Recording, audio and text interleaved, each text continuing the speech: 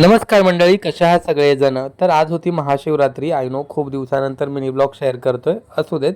तर आजच्या उपवासाची सुरुवात आम्ही केली होती मस्त असा खरवस खाऊन. त्यानंतर रेडी झालो आणि छान महादेवांच्या मंदिरात जाऊन आलो. आता जवळजवळ 1.5 तास लाईनमध्ये उभं राहिल्यानंतर फायनली आम्हाला देवाचं दर्शन झालं. ते म्हणतात ना की दाने दाने पे लिखा है खाने वाले का नाम, त्याची आज प्रचिती आली. म्हणजे महादेवाच्या मंदिरात प्रचंड गर्दी होती, त्याच्यामुळे नेलेलं सगळं दूध पिंडीवरती अर्पण करता आलं नाही. कदाचित ते दूध या भुकेल्या मांजरेच्या नशिबात असावं म्हणूनच. खरंच ज्याच्या नशिबात जे आहे त्याला ते मिळतंच नाही का. आता महादेवांना दूध अर्पण करून पुण्य मिळालं की नाही माहीत नाही, पण या भुकेल्या मांजरेला दूध पाजून प्रियंकाने मात्र भरपूर पुण्य कमावलं.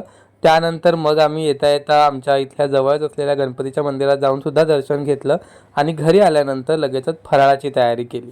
आता सगळ्यांनाच प्रचंड भूक लागली होती, त्याच्यामुळे बायकोला थोडीफार मदत केली स्वयंपाकात, जेणेकरून लवकर फराळ होईल आणि सगळ्यांनाच लवकर जेवण मिळेल. देवाला छान नैवेद्य दाखवला आणि मस्त फराळ करून आम्ही दुपारी एक छान अशी झोप काढली, कारण या मधल्या दिवसामध्ये आमची झोपच होत नव्हती. त्यानंतर मग आम्ही संध्याकाळी पुन्हा रेडी होऊन बाहेर पडलो होतो, कारण आम्ही गेलो होतो कोपरखैंडामध्ये असलेल्या चिकनेश्वरच्या मंदिरामध्ये, कारण इथे महाशिवरात्रीला भरपूर अशी मोठी यात्रा भरते. आता यात्रा म्हटली की खरेदी आलीच नाही का.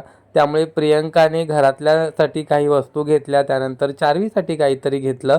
चार्वीसाठी खेळणी मॅन्डेटरी असतात. घरी आलो त्यानंतर प्रियंकाने संध्याकाळच्या फराळासाठी मस्त असे साबू वडे बनवले होते.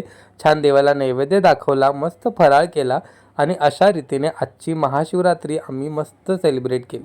कसा वाटला ब्लॉग मला कमेंट करून नक्की सांगा. भेटूया नेक्स्ट ब्लॉगमध्ये. Bye bye.